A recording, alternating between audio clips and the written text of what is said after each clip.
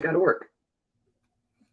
All right. I told you we would be back very quickly. We are back. Welcome, everyone. It is the Our Turf Football Podcast.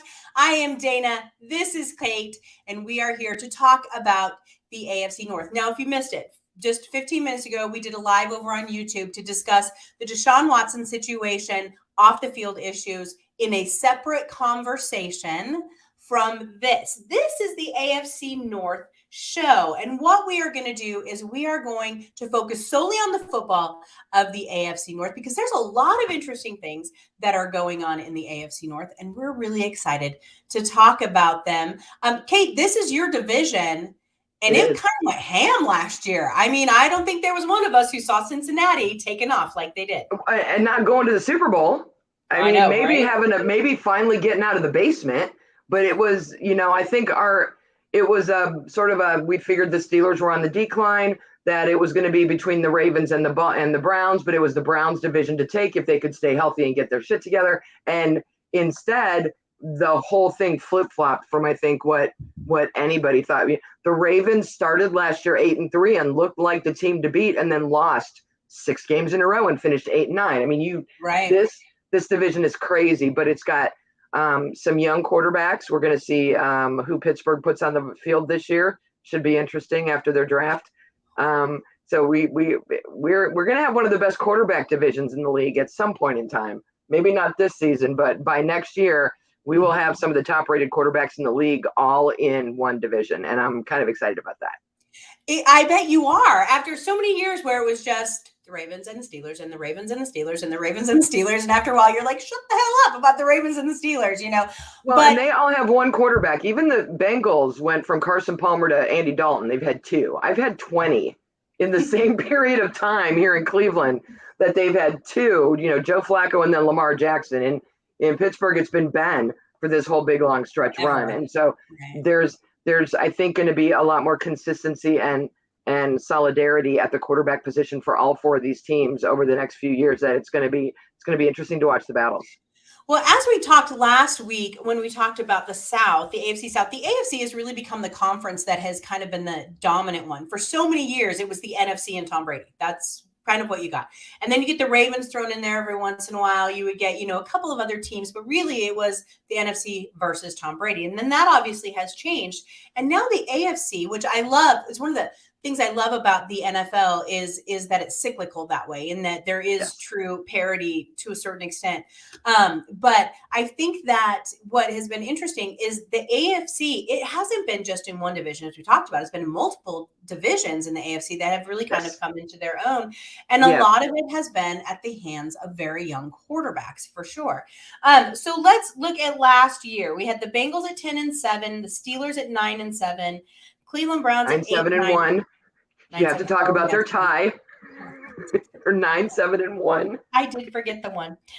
These numbers still make no sense to me because they add up to 17. I don't like it. And then we had the Browns and the Ravens were both at 8-9. So here's the thing. I want to go ahead and start with the Ravens if we can. And the reason I want to start with the Ravens is they were the perennial kind of powerhouse in this division for a long time. And there's nothing against the Steelers, but over the last few years, the Steelers have really struggled, as Ben Roethlisberger has struggled. But the Ravens were consistently there. Trash Joe Flacco all you want. He was great in Baltimore, and he did a great job for the Ravens. They have a fantastic head coach. Last season got away from them just simply mostly due to injury, correct? Yes. Yeah. Yeah. That 6-game slide at the end of the season, it was they had some COVID issues, and then they had some injury issues, and they just, it got away from them. They are way better than what their record was, which I've said about quite a few teams in the AFC. They were better than what their record showed them to be last year. But the Ravens truly were. It wasn't a consistency issue like we saw with Buffalo at times or some of the other teams. It was really the injuries that plagued them last year. Right. The most important injury, obviously, was to their quarterback. So Lamar Jackson was injured last season, and this season he wants a new contract. Don't blame him. No, and he should get one. He should have, because he, coming out of college when they drafted him, he's like, oh, he's another one of those running quarterbacks. But the improvements in his passing game, in his ability to read the protections, in his accuracy in the last 2 seasons, even injured, his accuracy has improved a lot. He has shown that while he is absolutely a threat to run the ball, and that is something you need to worry about if you're a defense, he's also shown that you can't just put 8 men in the box and think he won't just pass his way out of that situation, because he will. He gives the defenses way too much to worry about, and that absolutely increases his market value. He's due big money, and Baltimore's got no one waiting in the wings to take over for him. And I think they're going to pay him whatever he wants. There was a lot of conversations about, would he stay in Baltimore? Would Baltimore pay him? Did he want to stay in Baltimore? If you were to look at the team, for me, I don't see why he wouldn't want to stay there. They're set up rather well, and they had a really pretty good draft. And so I would think that they're setting up for quite a bit of success, especially with the question marks surrounding the quarterback in Cleveland and in Pittsburgh. Now, Cincinnati set, people, we're just good there, but for a quarterback, but with so many quarterback questions around the division, I would think that he would want to stay there, but will they pay him? And once again, we can thank the Browns for completely resetting the quarterback market. And so now they're going to have to deal with that. But I think that I don't get the sense that he's going anywhere. No, he doesn't want to go anywhere. He and Harbaugh get along very well. They do nice things on offense from a scheme perspective to keep him from running too much, to give him the option on if he wants to run or throw, and they're designing good plays for him. Very chill locker room. You don't hear a lot of grunts and groans and stories and whispers about things going on there. They're a good, solid team from that perspective, from a front office and a coaching perspective. And everything I've heard says he's very happy there and he wants to stay. And the Ravens, while they've only been a team since 95, have only had, a handful of quarterbacks. They like the consistency of that. And there's been no rumblings at all from any of the people I've talked to that he's not happy and he's not looking. Yeah, that's the impression I got too. So the Ravens had 11 picks in the draft this year. It was actually really impressive. They really loaded up that way. Their number 1 pick, they went with a safety. And if you look at they went with Kyle Hamilton, fantastic safety, out of Notre Dame with pick 14, which was a high number for them. Traditionally, they don't pick that high, obviously, because normally they do better in the season. But as our friend Camden said, they always get hammered by the injury bug. Yeah, them and the Niners, both of them. I don't know what it is about those two teams, but they had a second pick in the first round. They came back to 25, and they had Tyler Linderbaum, center from Iowa. I wanted that kid in Seattle so bad. Oh, my God. Right? Like, such a good center, which is very important for the type of, quarterback Lamar is. You have to have a versatile center, and he really seems to kind of fit that bill. And that's an investment in Lamar, right? You're telling him you are important enough. Your protection is important enough to us that we are taking a center in the first round for you. Right. Absolutely. And they picked, they picked an offensive tackle. Then they really did get quite a few. Well, you know what? I'm looking at it. It's pretty balanced.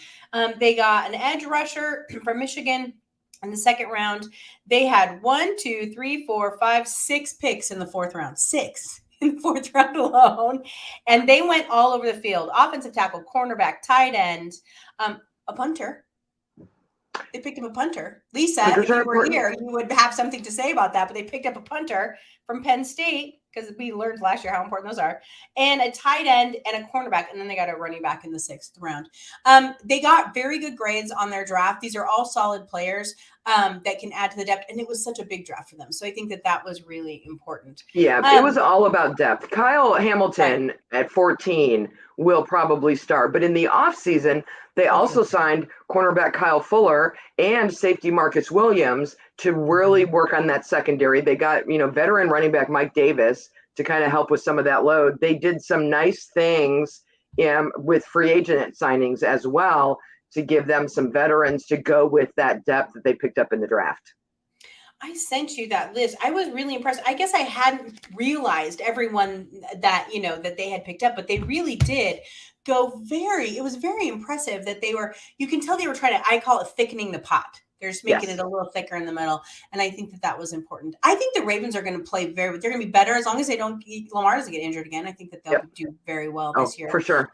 But I like this team. But like I've said, For all these years, when Jim Harbaugh was in San Francisco, I always said there's an evil Harbaugh and a good Harbaugh, and the good Harbaugh has always been in Baltimore. And I love the way he coaches, and I don't think he's going anywhere anytime soon. There was someone else having a conversation saying that he was on the hot seat. I was like, whatever, never. He'll probably die there. So, yeah. All right. So, Ravens, what are your expectations? You think that obviously, I think we both assume they'll do better next year. Oh, for sure. They'll hit double-digit wins. They'll hit 10 wins easily. They may get to 13 if they can stay healthy. I think they are the biggest. Everyone's going to assume Cincinnati's going to win the division because they went to the Super Bowl. But I don't know that that's – I would put even money on Baltimore winning the division again next year, getting back to the top and winning the division.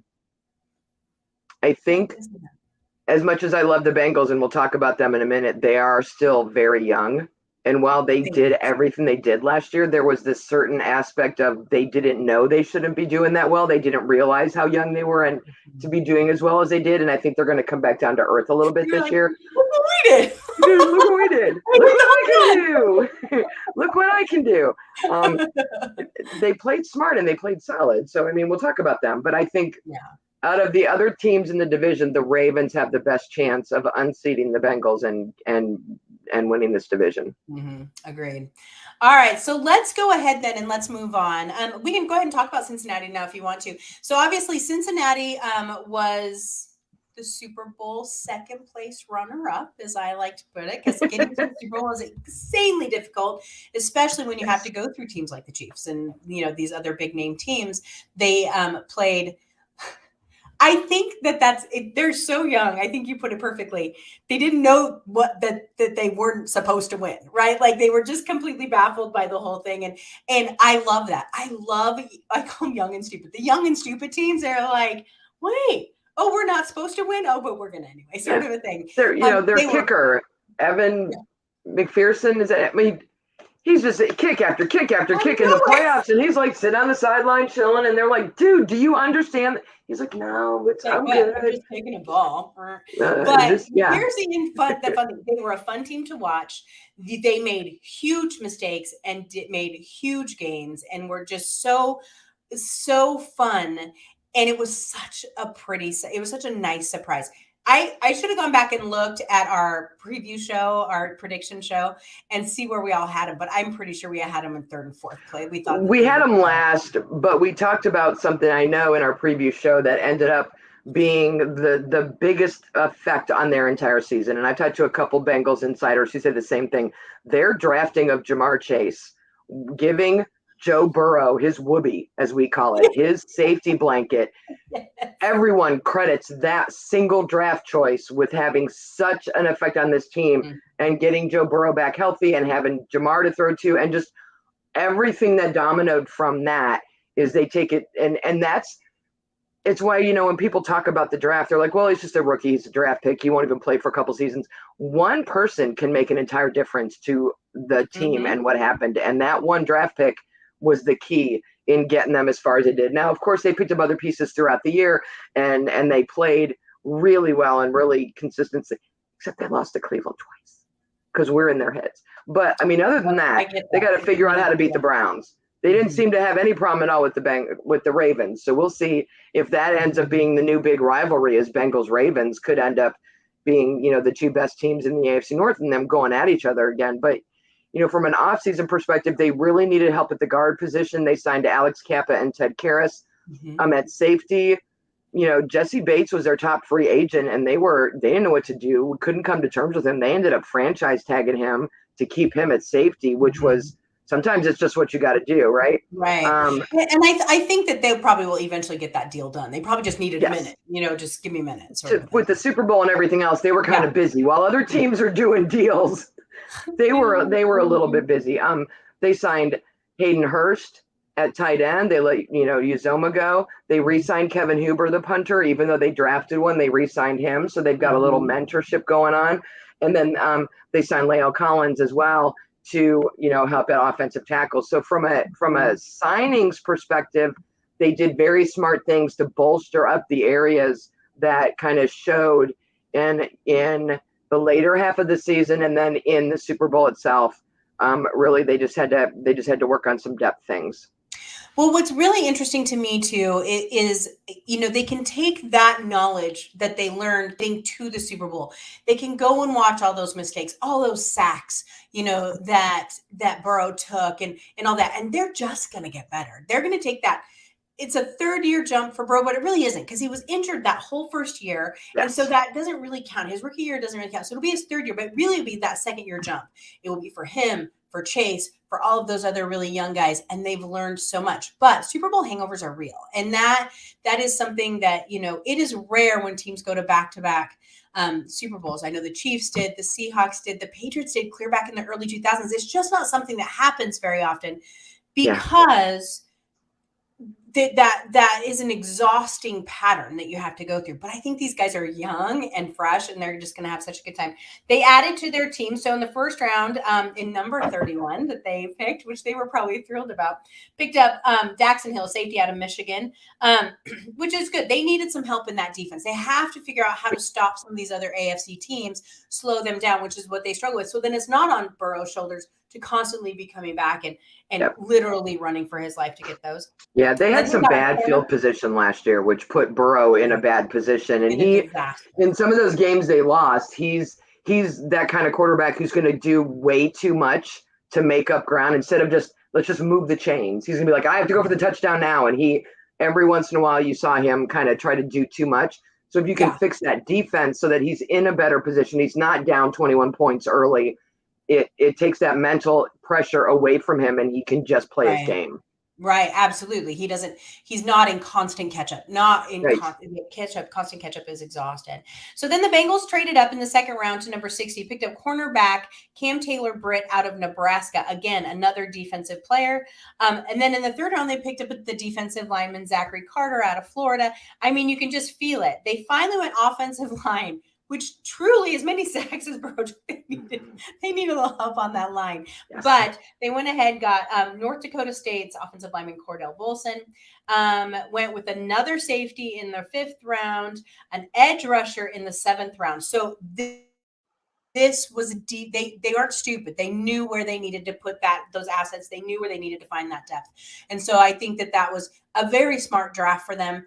Didn't have, the position they're normally used to, which is probably about a top 10 pick, but they didn't need that this year. They didn't have to have a cornerback. So unfortunately, they didn't get some of those real top tier defensive players that were there, but they got a really good pick at 31 and then moving back up in the second was a huge help for them. So I think that we're going to see a greatly improved Bengals team.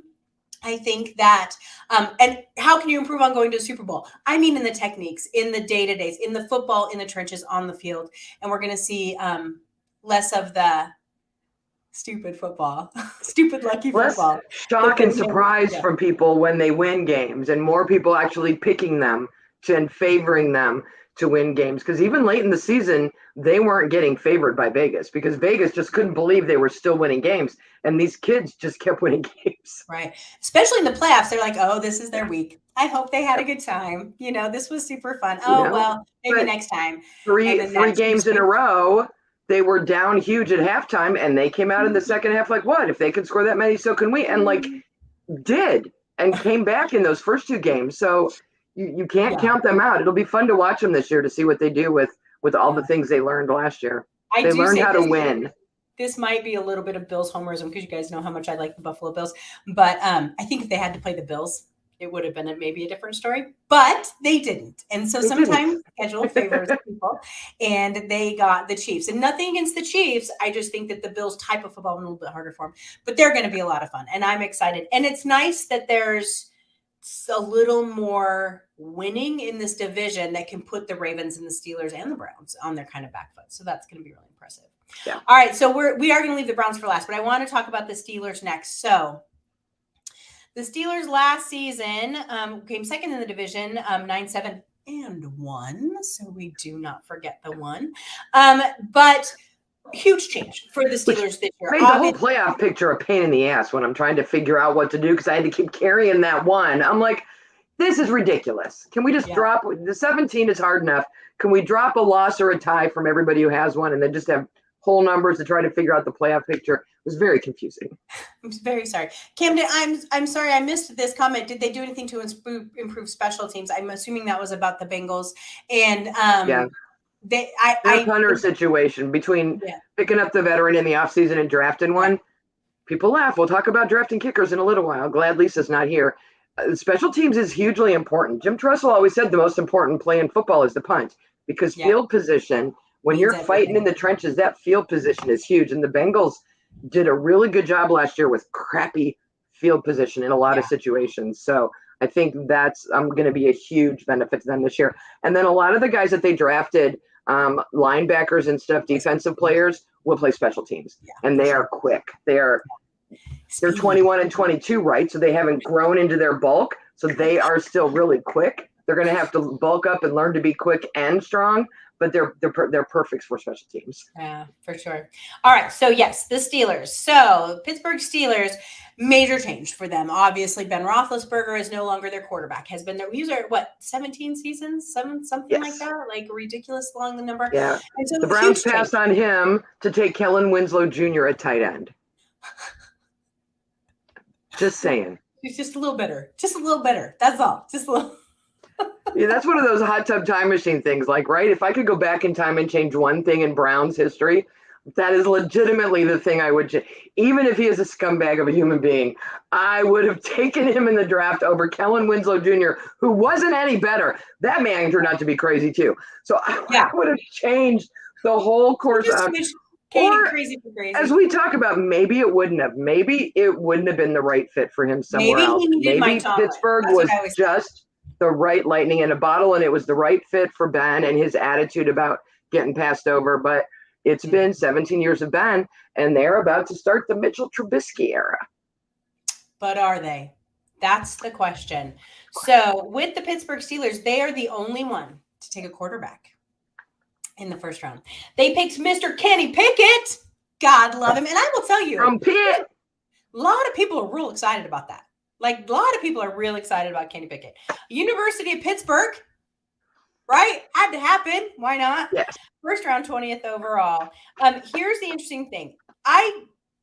When they took Mitch Trubisky, I was thrilled, because I do still think Mitch Trubisky might just need a new team. Like, I just really feel like he needs a new situation.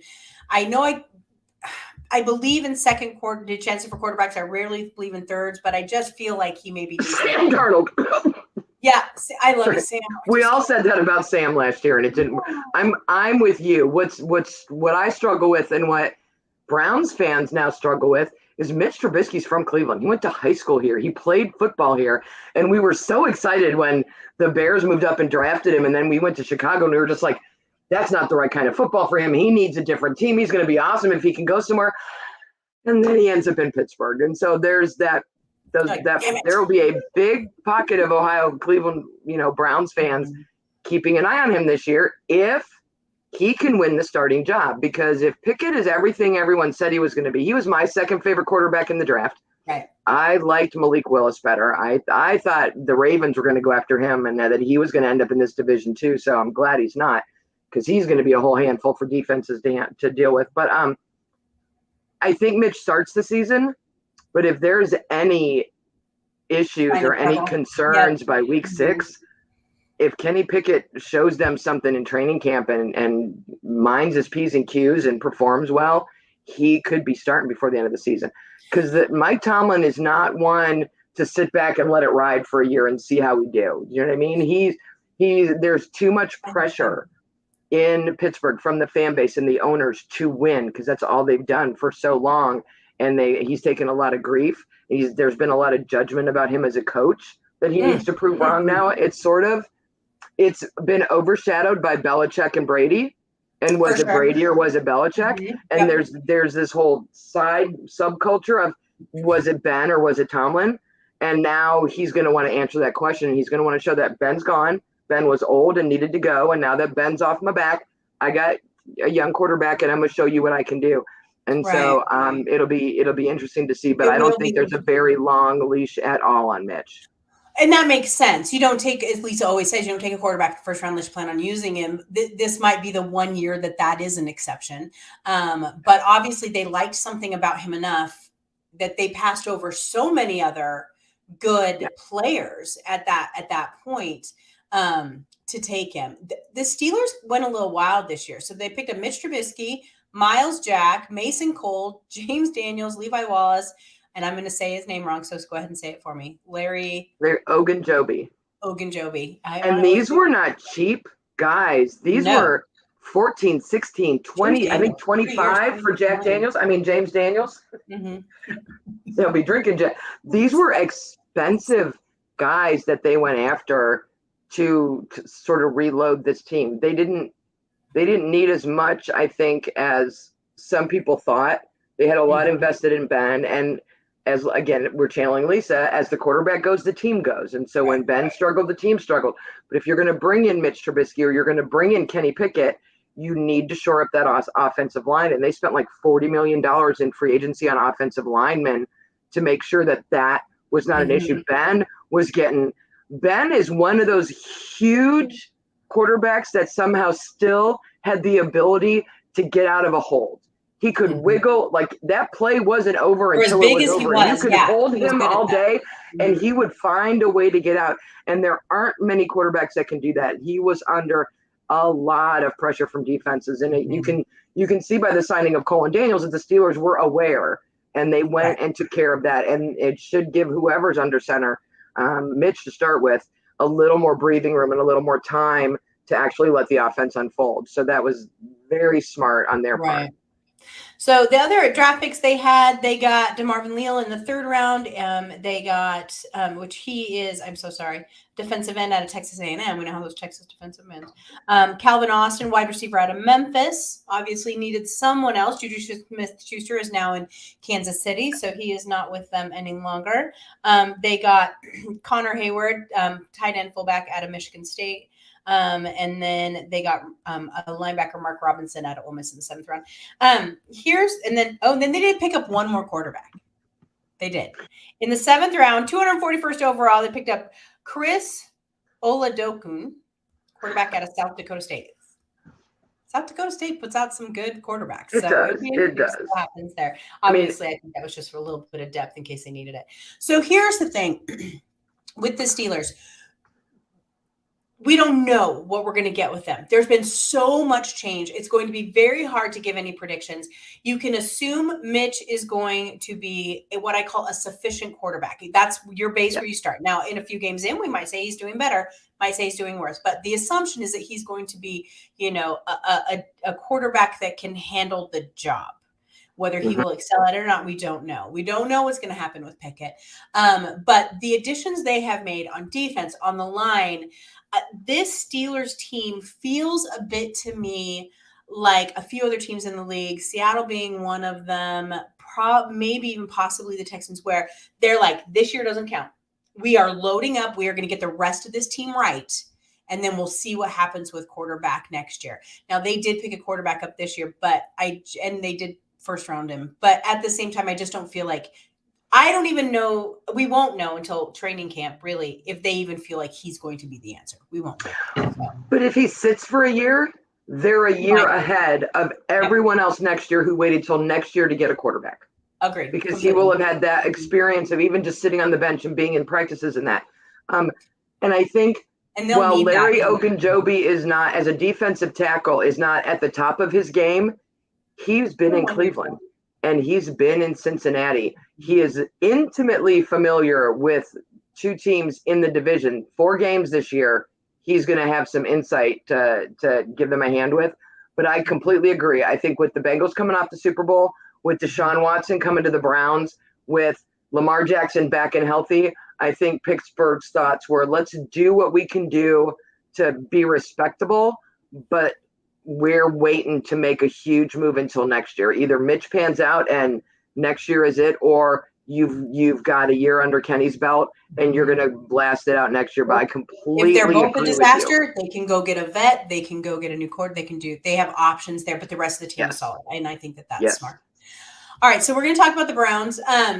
Cleveland Browns, obviously, once again, I'm going to remind everyone, we talked about Deshaun Watson prior to this show. It's on our YouTube channel. We broke it down, our feelings for all the off the field stuff there. So if you want to know our thoughts and feelings on that, go ahead back to our YouTube channel and you can see that there. And anyone who's watching over on Twitter, come join us on YouTube. You can always join our live chat. We will answer your questions live on the air. All right. So, because I know we get a lot of people to watch on Twitter too, but we'd like for you to come over and chat with us on YouTube. So football, that's all we're going to talk about is football with the Browns. So let me tell you, Kate, what I read today. And Camden, you were 100% right on what I'm going to tell her. So I read this Sports Illustrated column about how there's this thought that the San Francisco 49ers and the Cleveland Browns should swap quarterbacks, sending Baker Mayfield to San Francisco, sending Jimmy G over to the Browns, because I think everyone is assuming that Watson is not going to play this year. And then they have Jimmy G and Brissett, and I think you guys have one more quarterback too. And sitting there in Cleveland, Baker Mayfield gets out of the division. He gets out of the conference. He's gone. But I don't think Baker Mayfield's going to want to go and say, and I'm now Jimmy G, and I don't know if I'm going to start or if Trey Lance is going to start. Like, that's not like the best situation for Baker either. But he's got a better chance at winning the starting job against Trey Lance than he does here against Deshaun Watson. Fair. Or than he would in Carolina or some other place that he might end up. I think there's interesting things that are going to happen in the next week or two. I wish the NFL would make its decision on the Watson suspension, because if they do that by the end of June and they come back with a year, there could be a situation where the Browns make up with Baker and say, you know what? We want you to come and play for us. We're going to put you back on. We're going to bring you in. We're going to go to therapy. We're going to apologize. We want you to come back. If only because there are 31 teams out there who may be interested in him and are not going to pay him $18.5 million a year. They're just going to sit back and wait for him to get cut. So there are no offers coming in. The fact that nobody's making offers doesn't mean Baker doesn't have value. It just means, why should I pay for something that you're going to throw out on trash day? I can pick it up and give him $1 million and he'll be happy. But if the Browns had played this right, they could have pretended they were bringing him back just to get the offers rolling in again. The best thing that could happen to Baker was that he could go to San Francisco. Because I don't want him to go to Carolina. I don't want any of those rumors to be true. As funny as it would be for him and Sam Darnold after competing against each other in the draft to be on the same team, and I got to play them this year. Right. There's all those stories. I think he would have a better chance at a fresh start on the West Coast, closer to Oklahoma where he went to college. Bring me to P3O and we'll let him play in Cleveland, and he can play for, he's got to be a step up from Jacoby Brissett. I still, from a football standpoint, do not understand why the Browns sent Case Keenum to Buffalo. Right. He understood your offense. He played with head coach Kevin Stefanski in Minnesota. You brought in Jacoby, who knows nothing about nothing. So we're learning all over again. Can I tell you what my theory is on that? I don't think he wanted to play with Deshaun Watson. I think he wanted out. I think he wanted away. And because it all happened like within the same couple days it happened. Yep. It was a gut reaction. He walked in and said, absolutely not. Get me out of here. And that wouldn't surprise me, because he's that kind of guy. Yeah, it's been interesting for the players, because they've had to be very quiet about, and they've been very reserved and because this isn't someone they've played with for years and they know him. They're like, listen, I don't know him. All I know is I hope he comes here and he can play football. And the players have been very quiet, because what else are they going to say? Right. It started in March when they let Jarvis Landry go, and he is such a beloved, receiver here and member of the Browns fan community and everything. They released J.C. Treader. They traded linebacker Mac Williams to New England. They brought in Chase Winovich, who I loved to hate him when he was at Michigan, and got to talk to him at the Combine a couple years ago. Excited to see him play. Acquired Amari Cooper, released Austin Hooper, who went over to the Colts, I think, and then signed Jacoby Brissett. And we're all like, oh, okay, this is cool. And the very next day, the news breaks about the Deshaun Watson deal, and he's getting 5 years and $430 million, which is more than Pat Mahomes has made with the Super Bowl ring. Deshaun hasn't taken a snap in a game since January of 2021. We're hoping and praying that when he does get to play, he's as good as he used to be. I don't know what the rust factor is going to look like about being in an actual game. Who knows? But then they re-signed Jadeveon Clowney. They had originally franchise tagged David Njoku at tight end, who was our leading receiver last year with Baker's injury and that whole hot mess of a season. They did come to terms with him in May, and he got a deal. They did another 1-year contract with D'Ernest Johnson at running back. I've got 4 running backs under contract now, which tells me they're a little concerned about the quarterback situation because I'm going to have all these running backs.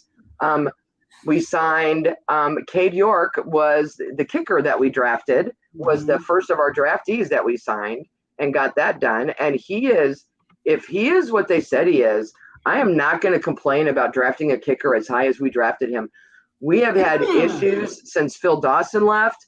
The Scottish Hammer just ended up not working. We had Cody Parkey here. We've had, if they've missed a field goal for a team, they were at some point on the Browns roster. And so we just needed, looking at what Evan McPherson has done in Cincinnati, right? They drafted him the year before. I think we're looking at maybe getting to a point where if the Browns and the Bengals actually both get good, it's a field goal kicking game. And that's a big thing. We saw what Justin Tucker does in Baltimore for them, just kicking 66-yarders.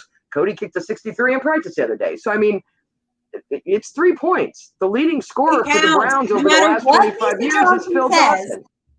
No matter what Lisa Johnson says, it counts. No matter. We've talked enough quarterback today. We have to do a little kicker love. When they're drafting kickers and punters in this division, these teams all have outdoor stadiums. They all play in weather. In November and December, between the wind and the snow and the rain and the sleet and the wind and the wind and the wind, all 4 of these teams not only play in an open air stadium, they play near water.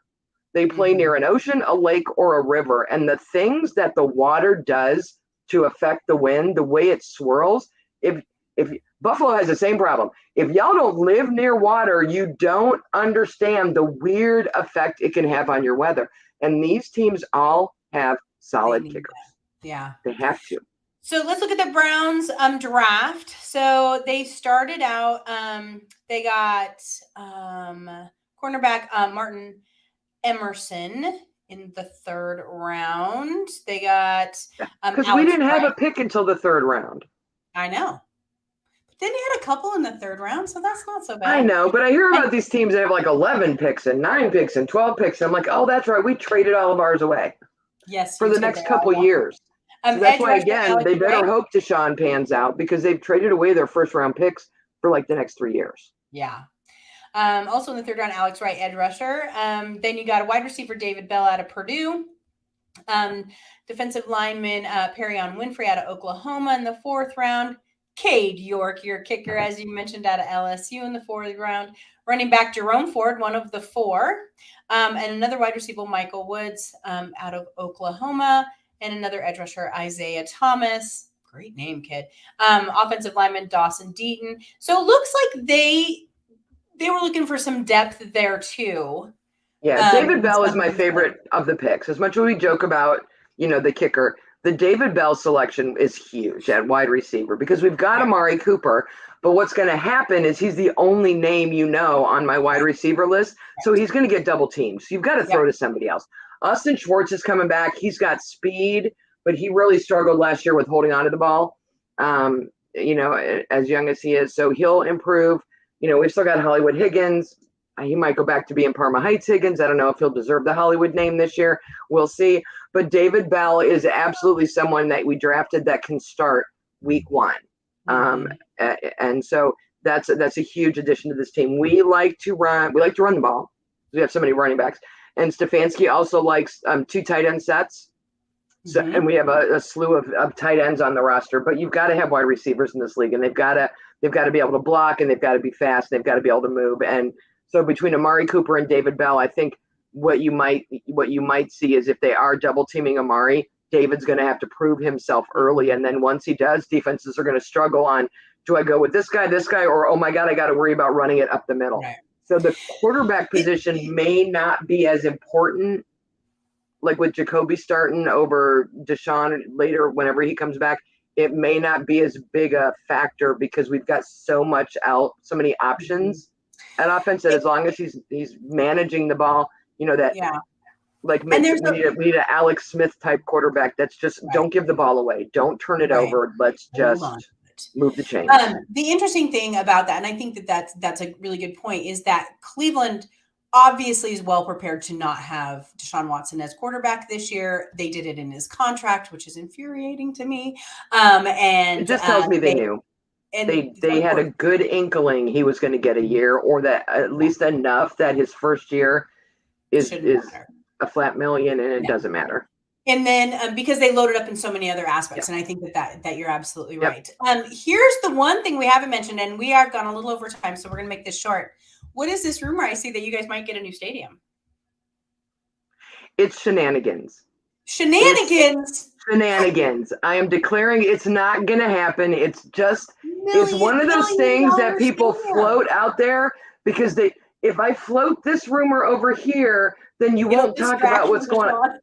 If I release the John Gruden emails, you won't ask me about the Washington football team investigation. If we talk, there are certain topics in Cleveland that we will stop everything and we will talk about this. And if we're talking too much about the quarterback controversy, which we haven't had to do for 2 seasons, they're like, oh, we got to find something else to talk about. Let's talk about a new stadium. It's ridiculous. There will not be a publicly funded football stadium built in Cleveland. Now, there is talk from a development group about doing a waterfront development, about getting rid of Burke Lakefront Airport and doing a whole thing over there, about getting rid of the old post office building and building a stadium there. If that happens, it will be a domed stadium so that it can be used all year round, and it will not be publicly funded because the people who own it want to rake in the revenue for every concert, convention, monster truck rally, whatever they can put in there. I'm not paying $100 for tickets to a concert that I might get rained on. Yeah. And that's what it is. It's a crapshoot to go to a concert at First Energy Stadium, and the big acts don't want to book it.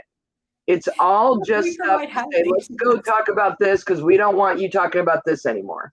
Oh my God. Look, we provide housing. Yeah, for underprivileged NFL players. That's what we do. That's so funny.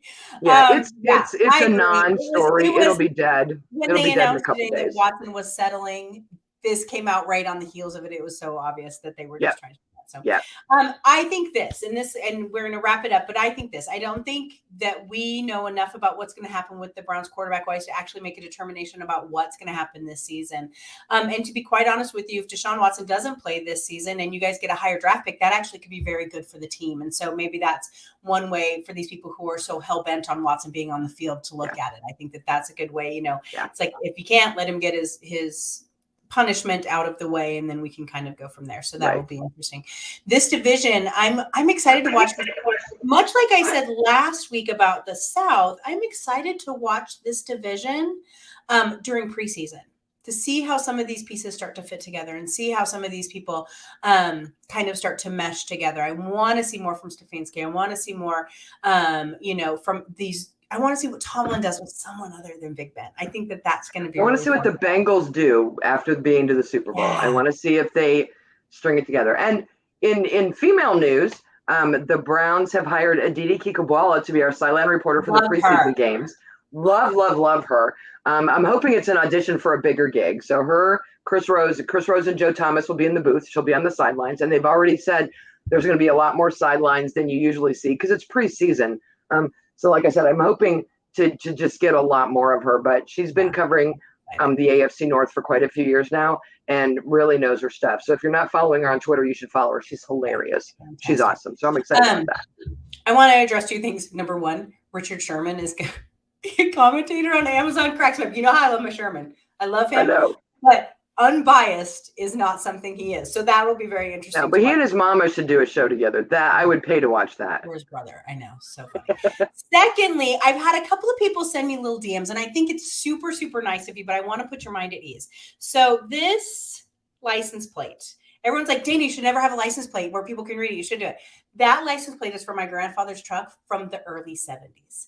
So it is not linked to anything that matters anymore. So please, thank you for your concern. You're not going to be able to find my home address by looking up that 1974 Montana license plate. Montana license plate. Just so you know. But do love my home, so I like it represented. But all right, everyone, that is it. Oh my gosh, Kate, I forgot to look up what we're doing next week. Hold on. AFC East. Is it the AFC East next week? And then the West. The West is going to be fun. The East will be interesting too. That'll get Lisa all riled up. Yes. I mean, oh my God, we're pull her off the ceiling. Well, we may have to flop them if she has to work, because we cannot talk AFC East if Lisa's not here. Her head would explode. It would. And I'm free next week. I can do the West next week. So. All right, everybody. We want to thank you guys so much for joining us every Tuesday, 8 p.m. Eastern time on YouTube and on Twitter. Now, all of you guys who watch us on Twitter, we get a lot of views on Twitter, and I love it, and I appreciate it so much. But we would love to have you join us live over here on YouTube. We have a running commentary of comments in the live comment section. And as you've seen, we pull comments from that section. And so we can answer questions, chat with whatever it is that you'd like to chat about. So please come join us over here on YouTube. Make sure you give our YouTube channel subscribe it so you know when we go live, or when we go live early, like we did today, so we can talk about Deshaun Watson. But once again, we will be back here next week right here on YouTube and Twitter. Good night, everyone. I hope you have a great week.